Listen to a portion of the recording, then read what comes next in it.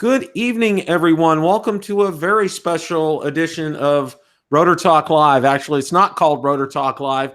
We're calling this tonight breaking news, DJI enters the FPV market, all the details. I'm joined by Marcus Crawford. Marcus, welcome back.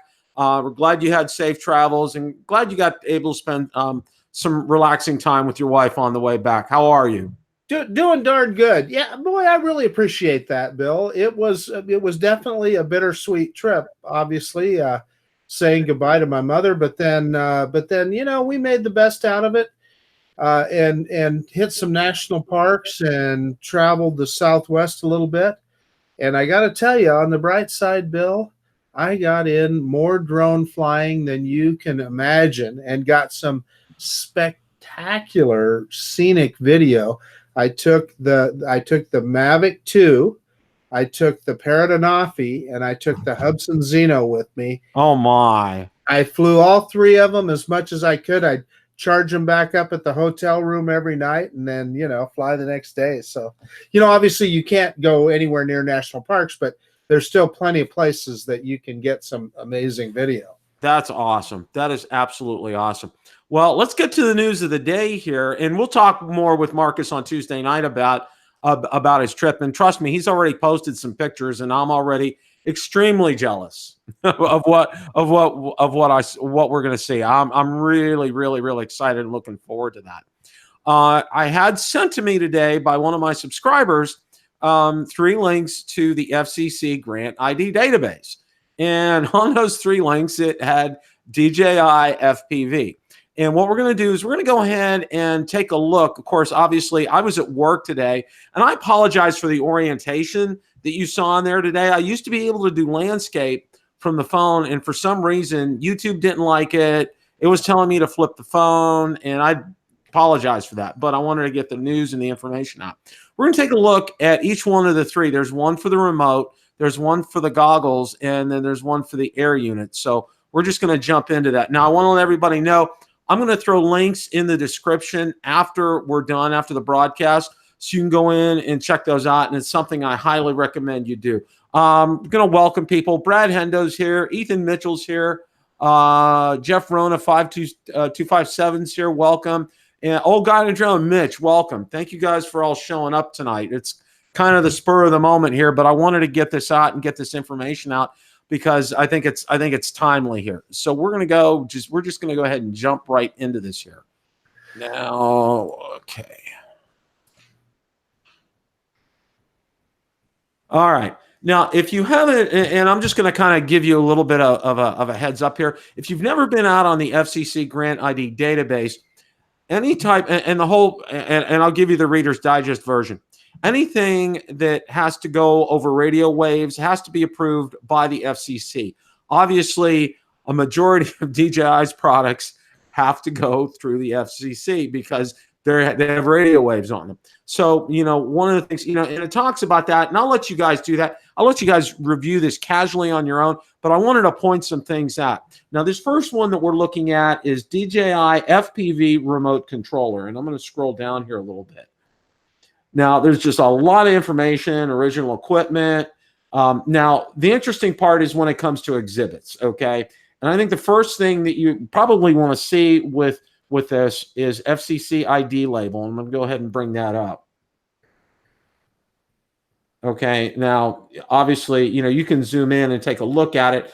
And it has DJI FPV remote controller. And then it lists the specs on that. And you can see this is also certified for over in Europe. The CE means that that's going to be available over in Europe as well, too.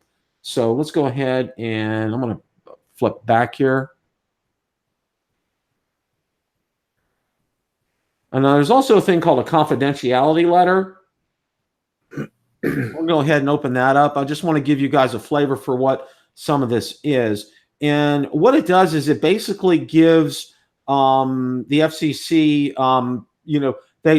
DJI tells them what they don't want everybody to know. And you see here the block diagram, schematics, operation description, and BOM, as well as short-term secrecy cycle for 45 days internal photos, user manual, external photos, and test setup photos. Now, if you take a look, and we'll take a look here and see the date on here, okay? Now, the date, it was dated 7/25, okay? And they're talking 45 days. So that's basically, you're going to be looking at a release on this in September. That's pretty much whenever you see that 45 days, they really take advantage of that. So whether it's going to be in the middle or beginning of September, I can't tell you, but I would say with a reasonable degree of certainty, that's what it's going to be. Now, there's additional information down here. Talks about long-term confidentiality, short-term confidentiality, and I'll let you read that at your leisure. Now, we're going to go ahead and go to the next one here, which is DJI FPV Air Unit, which is the actual drone itself. And we'll take a look. And they're all very similar, what you see here. You see the date. And, of course, you see what's blocked out, setup photos, block diagram, internal photos, schematics, external photos, parts list, user manual. It's going to have a bunch of stuff that's blocked here. So, you know, you can, we'll take a look at the FCC ID label because that is one thing that you can see from here. You can see this is a little bit different. It has DJI FPV Air Unit. It has an FCC ID number. And again, this is certified for over in Europe as well, which is real interesting. And there's actually a model number on there, P1AS. So that's very interesting. So we actually have a model number on here. Now, the next one is going to be the DJI FPV goggles here. And again, it's the same information. We're going to go down and take a look. About the only thing you really can kind of see anything off of is the ID label itself. And you take a look, and this is how how it looks. So that's very interesting. You kind of get a feel for how the FPV goggles look from this. And again, I'm going to include links to all this in the description. I wanted to get this out and make sure everybody got a chance to see that. Whizbang99, welcome. FSU Grad 03 is in the house. How are you, DeMarco, my friend? Thank you for joining tonight. Okay. All right. Now, we got a good look at all this. And, you know, obviously now DJI is going to be entering the FPV market. And Ron was not available tonight, but Marcus is here. And I wanted to get his thoughts on what he thinks about all this. Marcus, welcome again. And what are your thoughts on this? Hey, thank you, Bill. So this really should be no surprise to any of us, right? Because and first off, I want to thank you, Bill, for really, you do such a great job of keeping us informed of this stuff. And I wouldn't have known about this if not for you. And I think that's awesome. It's a great service to all of us, number one. But we know that DJI likes to stay on top of the market. And we've all seen that FPV drones are getting more and more popular. And when you look at what they're doing with FPV camera drones now, the video quality that's coming off of those drones is gone from, you know, those kind of just grainy videos that were all over the place to now they're really high quality. And while they don't have a gimbal on them, they're somewhat stabilized and they look really good. So what we also know is that when DJI does something, man, they go all in. So we know that this is going to be all in, and it's going to be a phenomenal product, and they're going to be a leader probably right off the bat. And the only downside for me personally is I know that at 63 years old, it's probably not a skill that I'll ever be able to master. But beyond that, I think it's really cool, and I am really looking forward to seeing it, and I'm really looking forward to seeing what people do with it. Marcus, I echo your sentiments about being now that I'm 61 and mastering that skill. I don't know if that's gonna work for me. My wife was looking at me when I told her this. She said, "Are you gonna get one?" And I said, "Well, if they can invent goggles where I wouldn't get airsick, then maybe, but I doubt that's gonna happen." And she got an experience which was great. She actually saw. We went over to fly. Meet Ken Dono and fly over at the tower in Sulphur Springs here. And there was a young gentleman on a break. He was an air conditioner repairman, and he was flying an FPV. and Valerie had never really seen one and what they do, and she was just thoroughly amazed by it. And then she asked, where's your tablet? Where's your phone? And he said, it's all in my goggles here. That's how I see everything. So, I agree with Marcus. DJI doesn't come into anything half-baked or three-quarters baked. They're going to take a deep dive into this. And one of the other things, and I want to thank Marcus for his compliments about that. I do try to stay on top of the news, and I want to get it out to you when there is actual concrete information, and this is exactly what this is. One of the things that really, with DJI getting into this market here, DJI has supplied parts for FPV drones for a long time. And one of the things here, this is kind of like, and I know Rick Smith has talked about it, and I think when I had Marcus and Ron on, when we had Rick on, he did mention this, and he did talk about this. We did run this by him, and this was something he said, yes, he sees this coming, and yes, it's kind of imminent. So, and Marcus echoed it as well. This is something that's imminent. Now, one of the things, as far as timing is concerned, pretty much stick to at least 30 to 45 days past that date of July 25th. So that's going to put that sometime in September. All right. That's my estimate on where we're going to see this. Price wise, wow. That's an open book, because I'm not, I wish I had John Coopy available, and I was going to get Tommy Polo to come on, but he's having a wonderful time away with his wife this weekend, and is without the kids. So I said, Tommy, go. I said, don't worry about that. Tommy's also an FPV expert as well too, and maybe we'll have him back on when we find out more to talk about this. But as far as pricing is concerned, that's kind of anybody's guess right now. Marcus, you have any thoughts as to that? Well, I really don't, but you just made me think about a couple of things, Bill. So, there's kind of a couple of different facets to the FPV acro drones. I mean, there's guys that are going out and they're getting some really amazing photography with it, going up and down mountains and around buildings and things like that kind of acro. But then I just got to thinking of this, Bill, and I'd love to hear what you think of it. Would DJI get into FPV racing, A, and B, wouldn't that be just a massive injection for that sport, for a company like DJI to get really full on board with it? And man, you can just imagine that would really get a lot of money into that sport and get things going. Oh, I agree 100%, Marcus. It's been such a, I won't call it fringe, but it seems like it's kind of down here, and the rest of commercial type drones and consumer type drones are up here. It seemed like it was a small section of the market. But I think one of the things that this will bring some, and I know from when I was on one of Bill Thomas's shows and John Coopy was on it, and they were talking about FPVs because I was trying to get an education on it, and John said there's really no really book you can pick up on it. There's some videos and things. I mean, it's really not something that's very easy to pick up, and Marcus alluded to that as well too. It's something that's difficult. I think with something like this, DJI is going to come out with, you're going to see tutorials on this, as they're very famous for doing.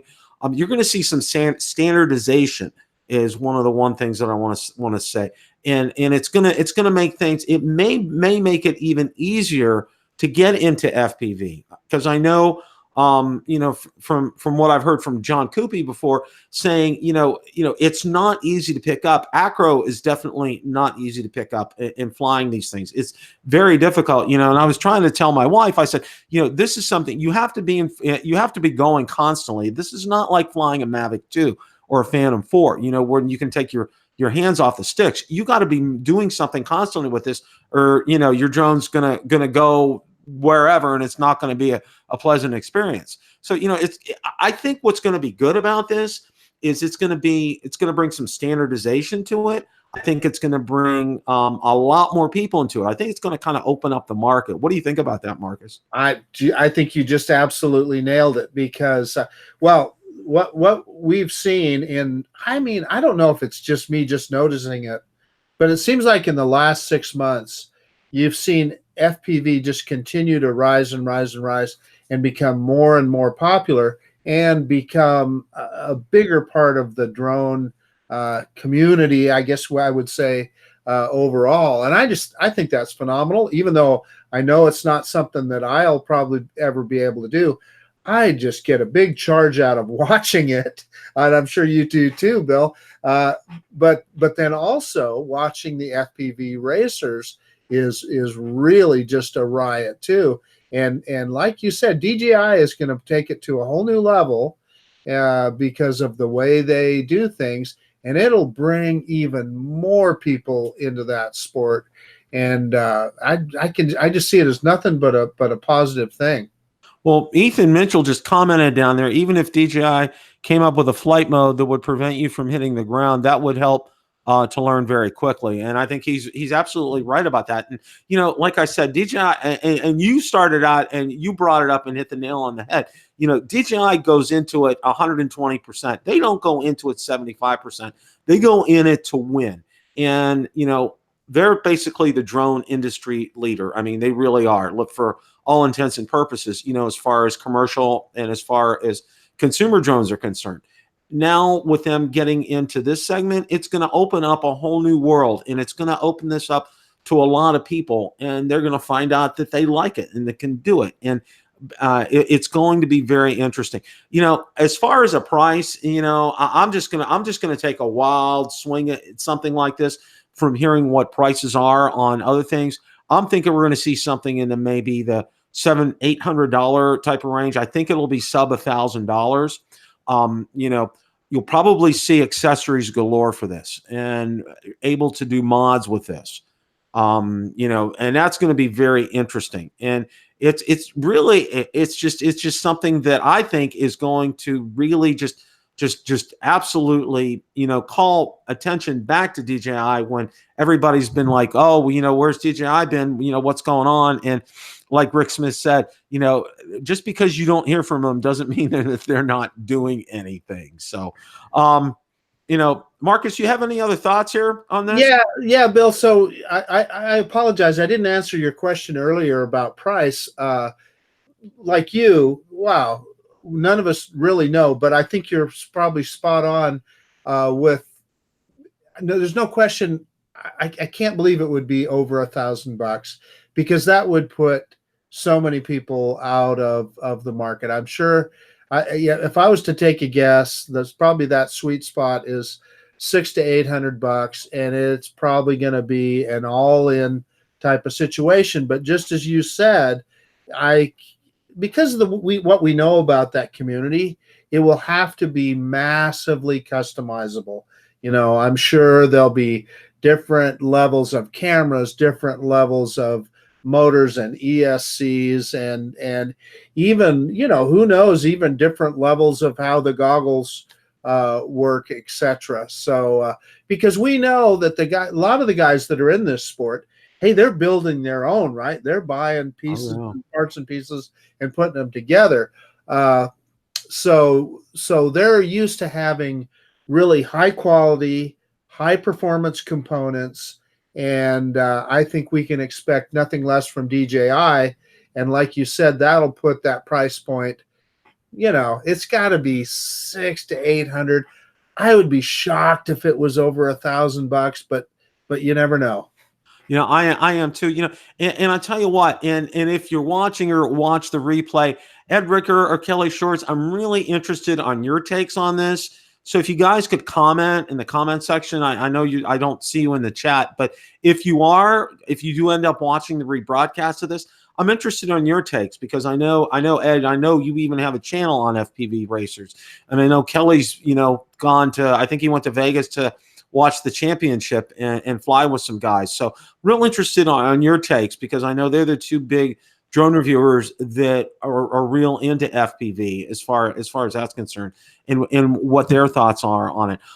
Just to kind of wrap things up here, you know, it's exciting again. It's getting some positive news about the drone community. And I think, for so long we've heard, all this about, London, Gatwick, drones and restrictions around airports, which is right. But these drone sightings and all this false news about drones, and we see a lot of drones for good. And I try to get that out as much as I can, both on Twitter and out on Facebook. But this is something that's absolutely good, and it could, and I think Marcus is right. I think the more inexpensive that they make this, I think the better. And, I can just imagine this hitting some kids who, it could get kids off the street, and instead of looking for trouble, they're into racing, okay, and going to competitions and winning prizes and doing these kind of things. Something that's very healthy and creative, and, using their ingenuity and coming up with, a new motor or a new camera or new batteries and trying these different combinations out. I think it's fantastic. I think it's going to open up a whole world to a lot of people. I think it's going to make drones. It has nothing but good news for me on this. That's what I see. What are your final thoughts about this tonight, Marcus, as we wrap things up? I totally agree with everything that you just said. And the more people that brings into our sport, whether it is with an FPV, acro drone, or a camera drone like Bill, like you and I like to do, I think is good. So for that reason alone, it's exciting news. And Bill, especially, one of the things I'm really looking forward to is, I've seen those videos where the guys fly in and out of a train car and up over buildings and through things. And I can't wait to see you flying like that.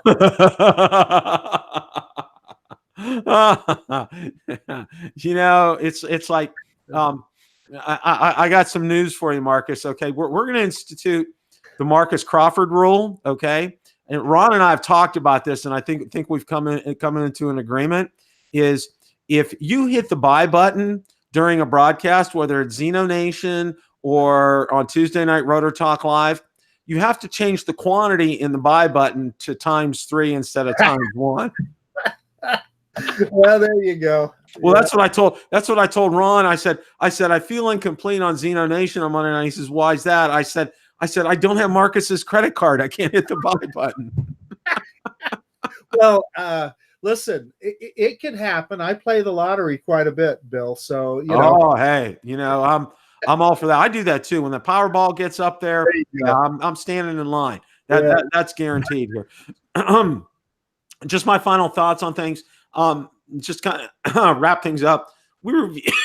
Excuse me. We reviewed everything on the DJI FPV from the FCC Grant ID database. I'll drop links in the description after we're done here, so you guys can go ahead and check that out, which is something I highly advise that you do. Some information is available, some isn't.